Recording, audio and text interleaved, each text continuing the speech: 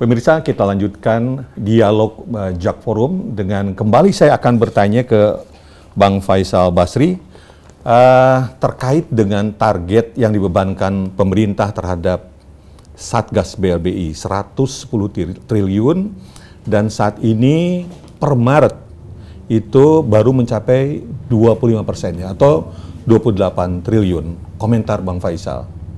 Iya, bayangkan ini puluhan tahun hilang, orangnya sudah di mana, aset-asetnya sudah di engineering ya.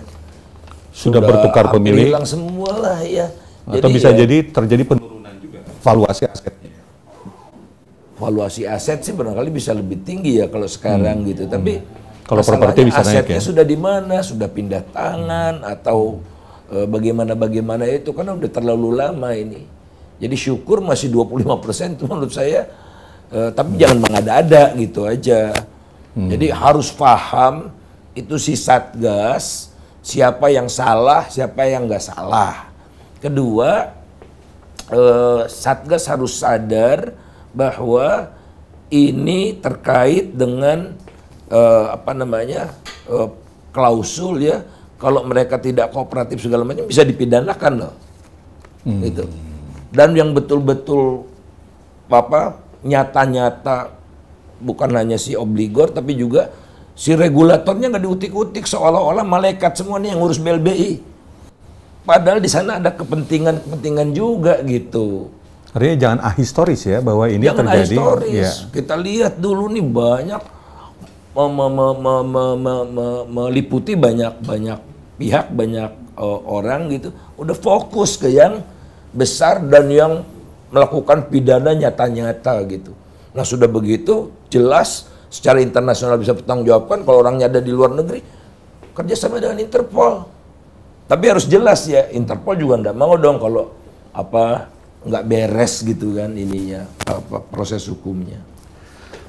Dari ekspos media massa pemberitaan kan kita bisa melihat arahnya adalah pengembalian utang ke pemerintah gitu. Jadi tidak mengejar aspek pidananya, apalagi mengejar orang-orang yang kemungkinan terlibat di luar obligor yang tadi Bang Faisal sampaikan. Melihat fakta seperti itu, menurut Anda sangat wajar nggak kalau seandainya Satgas ini diperpanjang masa tugasnya? Saya tidak punya pandangan, harus dilihat dulu kerjanya seperti apa ya. Kalau kerjanya begini-begini saja gitu ya udah aja bubarkan aja, udah proses hukum aja. Yang maksudnya tidak dipidana kan dalam proses ini dia tidak melakukan tindak pidana yang nyata-nyata, misalnya ya dia menggelapkan dana BLBI, ya harus petugasnya atau si regulatornya ya kena pidana kan. Kejar Bang. Kejar itu. Ini kan dalam proses perdata yang memang dikedepankan untuk mempercepat recovery kan. Iya, iya. Oke lah, urusan hukum kan bisa lama. Oke, sekarang saya nggak pidanakan kalian asal kooperatif segala macam. Oke, tapi kalau mereka ingkar janji, ya pidana dong logikanya. Baik. Baik Bang Faisal, saya beralih ke Pak Marzuki. Pak Marzuki, saat Anda berada di parlemen, bagaimana Anda melihat jalannya penanganan kasus BLBI ini, Pak? Silakan. Ya, saya mungkin flashback ke belakang. Ya. Sebetulnya saya bagian daripada yang mengalami terjadinya krisis. Pada saat itu saya sebagai eksekutif di BUMN, di mana kita menyadari terjadi krisis moneter pertama, di mana banyak sekali hutang swasta jatuh tempo, devisa kita nggak cukup, sehingga terjadi krisis, nilai tukar kita, pemerintah juga tidak bisa mengendalikan, devisa bebas tapi pengawasannya yang tidak dilakukan secara baik, yang dikendalikan hanya hutang proyek pemerintah saja, sedangkan swasta tidak terkendali sama sekali. Dampaknya akhirnya terjadilah krisis itu. Dimulai dari krisis perbankan, moneter, akhirnya ekonomi, akhirnya ya politik. Ya. Yang kita namakan waktu itu krisis multidimensi. Multidimensi, betul. Ya, kita termasuk salah satu yang tidak mampu dipenuhi oleh salah satu perbankan, waktu itu Bank Dagang Negara, sebelum menjadi mandiri, tidak mampu menyediakan dana untuk kebutuhan proyek kita. Jadi bukannya kita yang bersalah, tapi perbankan tidak mampu. Semen Batu Raja kita sedang bangun proyek kan, bangun proyek pengembangan di mana LC kita jatuh tempo, equipment kita datang, LC jatuh tempo, bank tidak mampu membayar pada saat itu. Akhirnya kita dianggap bermasalah, dimasukkan ke BPPN. Nah, di BPPN itu dinilai oleh konsultan asing. Saya ingat betul sebagai konsorsiumnya itu, kepala konsorsium itu McKinsey, dan salah satu anggotanya itu Boston Consulting Group. Kita itu divonis tidak mungkin bisa survive, dan itu direkomendasikan istilahnya dijual dengan harga nol, tetapi semua aset-asetnya, hutang-hutang dijamin oleh yang akan ngambil alih, yang men-take over. Nah, di situ yang saya bertanggung jawab bidang finance waktu itu, berhadapan dengan kementerian. Saya menolak hasil valuasi yang dilakukan oleh Boston. Akhirnya saya diketemukan.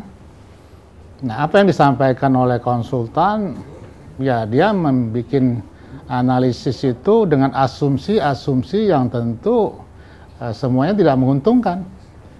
Jadi apapun yang namanya projection itu tergantung asumsi. Kalau asumsi yang dibuat itu ya tidak mensupport, semuanya negatif, ya pasti hasilnya negatif. Di situ saya... Pak Marzuki ingin mengatakan bahwa hal serupa sebetulnya bisa terjadi pada institusi pasti, lain. Semua. Karena bedanya saat itu kita melawan, yang lain tidak melawan. Itu masalahnya. Jadi yang kita melawan, ya, tapi alhamdulillah saya diberi kesempatan oleh Pak Stianto Pisantoso itu untuk berhadapan. Beliau sebagai deputi waktu itu. Ya, kita akhirnya menyampaikan bahwa asumsi yang disiapkan oleh Boston ini nggak masuk akal kita. Nah, kita sampaikan menurut kita begini. Nah, akhirnya saya dikasih tanggung jawab sebagai direksi di Batu Raja itu. Nah, saya buktikan 1 tahun saya bisa selesaikan tanpa bantuan pemerintah. Hasilnya bagaimana? Kita keluar dari BPN. Oke. Itu, kita keluar dari BPN. Wah, begitu luar biasanya pertemuan rapat-rapat.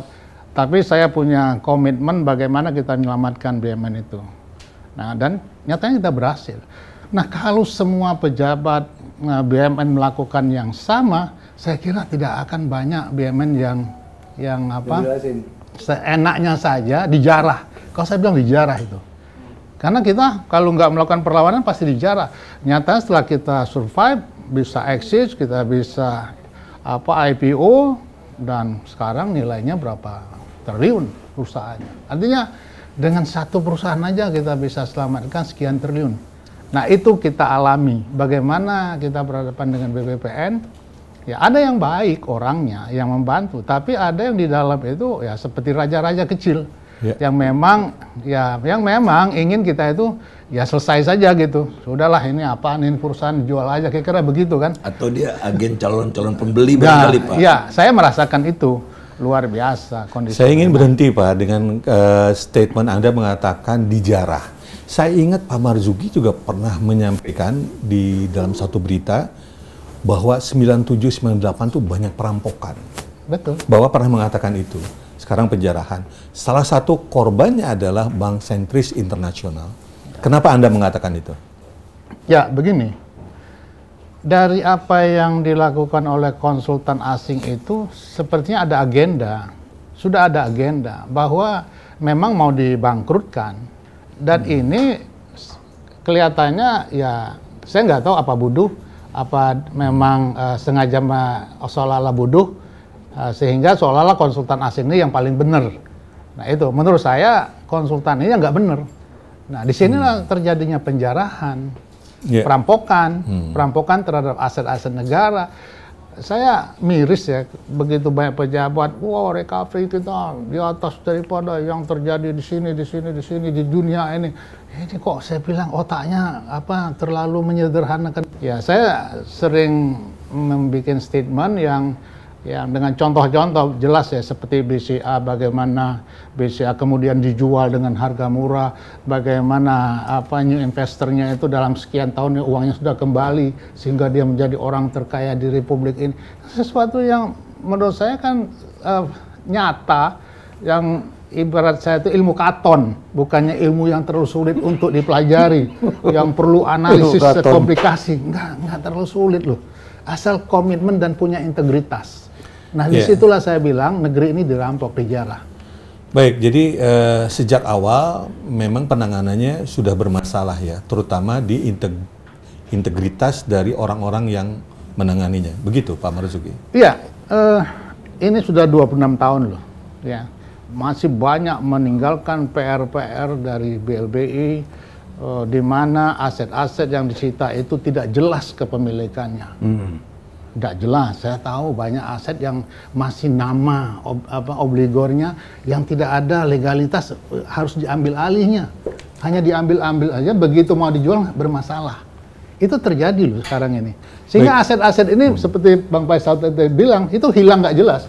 Bisa dibeli lagi oleh pemilik lama, bisa saja terjadi. Tetapi faktanya aset itu legalitasnya memang tidak kuat sama sekali. Sehingga terkatung-katung, ditempatin orang, kemudian kita nggak tahu bagaimana aset ini kemudian hilang, kita nggak tahu sama sekali. Itu yang Bang Faisal tadi sampaikan, itu yang menjadi kesulitan kita untuk menarik lagi sisa-sisa yang masih bisa ditarik.